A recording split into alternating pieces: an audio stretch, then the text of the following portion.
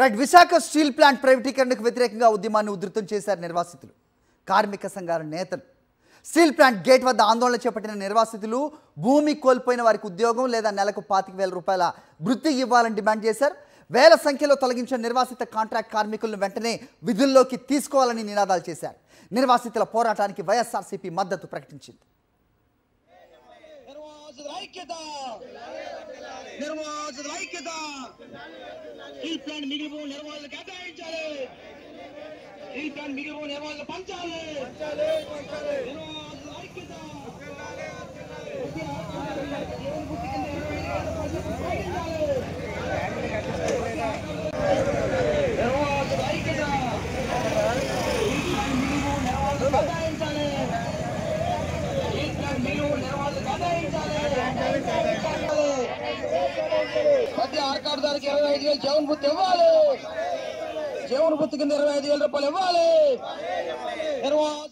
Visuals చూస్తున్నాం Visakha steel plant ప్రైవేటీకరణకు వ్యతిరేకంగా ఉద్యమాన్ని ఉధృతం చేశారు నిర్వాసితులు కార్మిక సంఘాల నేతలు గత 17-18 నెలలుగా అంచెల వారీగా దశల వారీగా ఈ విశాఖ ఉక్కు ఫ్యాక్టరీని నిర్వీర్యం చేస్తూ ఒక్కొక్క శాఖలను డిస్కంటిన్యూ చేస్తున్న పరిస్థితి మనం చూస్తున్నాం ప్రస్తుతం స్టీల్ ప్లాంట్ గేట్ వద్ద ఆందోళన చేపట్టిన నిర్వాసితులు భూమి కోల్పోయిన వారికి ఉద్యోగం లేకపోతే నెలకు 25,000 రూపాయలు వృత్తి ఇవ్వాలని డిమాండ్ చేస్తున్నారు వేల సంఖ్యలో తొలగించిన నిర్వాసిత కాంట్రాక్ట్ కార్మికులను వెంటనే విధుల్లోకి తీసుకోవాలని నినాదాలు చేస్తున్నారు నిర్వాసితుల పోరాటానికి వైఎస్ఆర్సీపీ మద్దతు ప్రకటించింది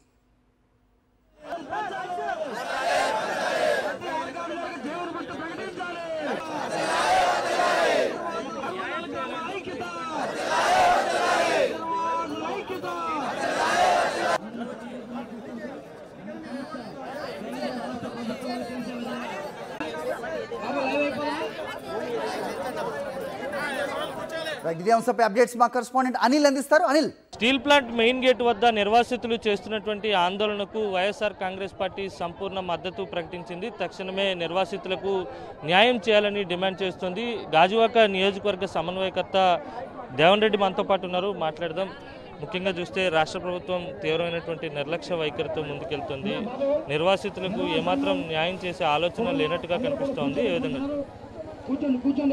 గత సంవత్సరంన్నర నుంచి కూడా ఈ యొక్క కూటమి ప్రభుత్వం తీసుకున్న నిర్ణయం పెద్ద ఎత్తున ఉన్నటువంటి ప్రజలందరూ కూడా ఈరోజు వ్యతిరేకిస్తున్నారు ఎందుకంటే వీళ్ళు భూములు ఇచ్చి వీళ్ళు ఇల్లు కోల్పోయినటువంటి వ్యక్తులు ఈ నిర్వాసితులు స్టీల్ ప్లాంట్ కొరకు వేలాది ఎకరాలు ఇచ్చినటువంటి వాళ్ళని మోసం ఎలా చేయాలని ఈ యొక్క కూటమి ప్రభుత్వం దఫాలుగా ఏదో బ్రిటిష్ పాలసీని ఎంచుకున్నారు డివైడ్ అండ్ రూల్ లాగా వీళ్ళు స్ట్రెంత్ ఇంచుమించు 25,000 మంది ఉన్నారు ఆయన కాంట్రాక్ట్ లేబర్ ఎంప్లాయీస్ కలిపి వీళ్ళని ఏ విధంగా మనం ఐకమత్యంగా ఉన్నటువంటి వీళ్ళని ఏ విధంగా డివైడ్ చేయాలని చెప్పేసి దఫాలుగా 500 మందిని తొలగిస్తూ వీళ్ళని వీక్ చేయడం ఉన్నటువంటి స్టీల్ ప్లాంట్లో పనిచేస్తున్నటువంటి వర్కర్స్ స్ట్రెంత్ని వీక్ చేయడం ఫస్ట్ వీక్ చేస్తూ రాబోయే రోజులు స్టీల్ ప్లాంట్ మూసేయడం చాలా క్లియర్గా అర్థమవుతుంది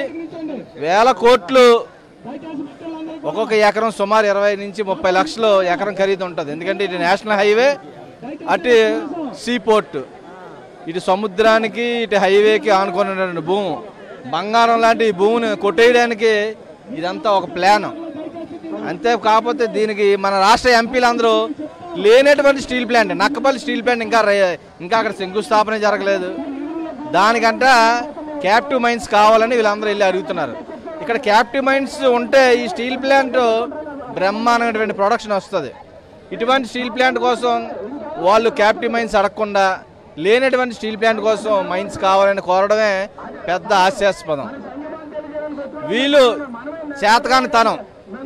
చేతకానితనం ఇక్కడ ఉన్నటువంటి ఎంప్లాయీస్ పనిచేయట్లేదని కాంట్రాక్ట్ లేబర్ పనిచేయట్లేదని ఇద్దరు పని చేయవలసిన దగ్గర 5 పని చేస్తారని ఈ విధంగా మన రాష్ట్రంలో ఉన్నటువంటి ఇతర ప్రజలకు వీళ్ళ మీద బ్యాడ్ క్రియేట్ చేస్తున్నారు అంతే తప్ప వాళ్ళ చేతకాంతనాన్ని ఒప్పుకోకుండా వాళ్ళు భూములు దోచేయడానికి కేంద్ర ప్రభుత్వంతో కలిసి ఈ చంద్రబాబు నాయుడు గారు పవన్ కళ్యాణ్ గారు ఎలక్షన్ ముందు ఏం మాట్లాడారండి విపరీతమైన ఊగిపోయారు ఇక్కడికి వచ్చి మాకు ఒక ఎంపీ ఎమ్మెల్యే వస్తే చాలని పవన్ కళ్యాణ్ నీకు 2019లోనే ఎంపీగా ఎమ్మెల్యేగా గెలిపిస్తే ఈ పార్టీకి అప్పుడే అమ్మేద్దు నీకు 100% స్ట్రైక్ రేట్ అంటున్నావు. మీ 100% స్ట్రైక్ రేట్లో నువ్వు ఏంటి సాధించావు? చంద్రబాబు నాయుడు గారు నీకు ఒక 15 మంది 20 మంది గన్మ్యాన్లు ఇచ్చారు. ఆ గన్మ్యాన్లు వేసుకొని నువ్వు ఊర్లో తిరుగుతున్నావు తప్ప బయట రాష్ట్రాల్లో. ఇక్కడ ఈ రాష్ట్రానికి నువ్వేం సాధించావు?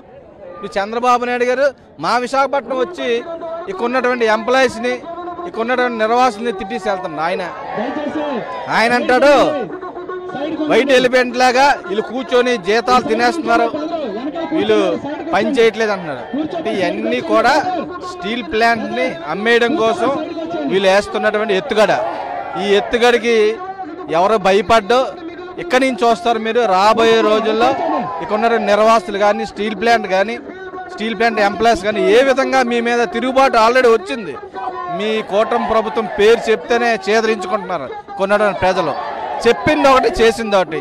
బాబు వస్తే జాబ్ వస్తుంది అన్నాం, ఉన్న జాబులన్నీ పోయి ఓన్లీ మీ అబ్బాయి గారికి ఒకరికే జాబ్ వచ్చింది, ఎవరికి జాబ్ రాలేదు రాష్ట్రంలో. కాబట్టి వైఎస్ఆర్ కాంగ్రెస్ పార్టీ తరఫున మీ అంతా కూడా నిర్వాసుల తరఫున ఎంప్లాయీస్ తరఫున మా పోరాటం కొనసాగుతుంది. ఈ స్టీల్ ప్లాంట్ని పబ్లిక్ సెక్టర్లో కొనసాగే విధంగా మా పోరాటం ఉంటుందని సందర్భంగా తెలియజేసుకుంటాం. స్థానిక ఎంపీ ఏమాత్రం మాట్లాడడం లేదు, ఒక్కసారి కూడా మద్దతు ప్రకటించేటువంటి ప్రయత్నం చేయలేదు. ఎన్నికలకు ముందు మాత్రం పూర్తిగా న్యాయం చేస్తామని నమ్మించేటువంటి ప్రయత్నం. స్థానిక ఎంపీ అయితే మరీ ఘోరం. ఆయన అసలు ఎవరికి అపాయింట్మెంట్ ఎవరితో మాట్లాడు. ఆ విధంగా ఆయన తీరు ఆల్రెడీ కొన్నటువంటి యూనియన్ లీడర్లు అందరికీ తెలిసిపోయింది. ఆ యూనియన్ లీడర్లే చెప్తున్నారు మేము వెళ్తే గంటల కూర్చోబెడుతున్నారు, బయటకు వచ్చి నాకు పని ఉందని చెప్పి వెళ్ళిపోతున్నాడు. అతను అసలు ఆయన ఎంపీగా అసలు కొన్నటువంటి విశాఖపట్నంలో ఏ ప్రజలకు కూడా కనబట్టలేదు. ఆయన ఎవరికి న్యాయం చేయట్లేదు, ఏ పోరాటం చేసినా ఆయన మద్దతు లేదు. వైఎస్ఆర్ కాంగ్రెస్ పార్టీ హయాంలో పెద్ద ఎత్తున 2019 నుంచి 24 వరకు ఈ స్టీల్ ప్లాంట్ కోసం ఉద్యమంలో పాల్గొన్నాం. ఢిల్లీ వెళ్ళాం, జంతర్ మంతర్ ధర్నాలు చేసాం. ఢిల్లీలో వైఎస్ఆర్ కాంగ్రెస్ పార్టీ అంతా కూడా పెద్ద ఎత్తున మరి కొన్నటువంటి స్టీల్ ప్లాంట్ కొరకు 180 మంది ఎంపీలు ఇంటింటికి వెళ్ళి సంతకాలు సేకరించాం ఈ స్టీల్ ప్లాంట్ పబ్లిక్ సెక్టర్లో కొనసాగాలని.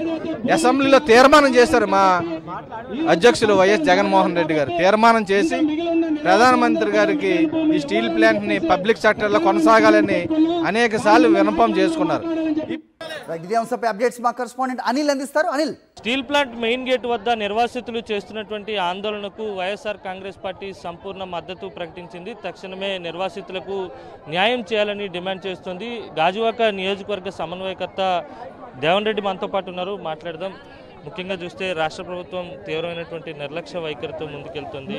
నిర్వాసితులకు ఏమాత్రం న్యాయం చేసే ఆలోచన లేనట్టుగా కనిపిస్తోంది. ఏ విధంగా?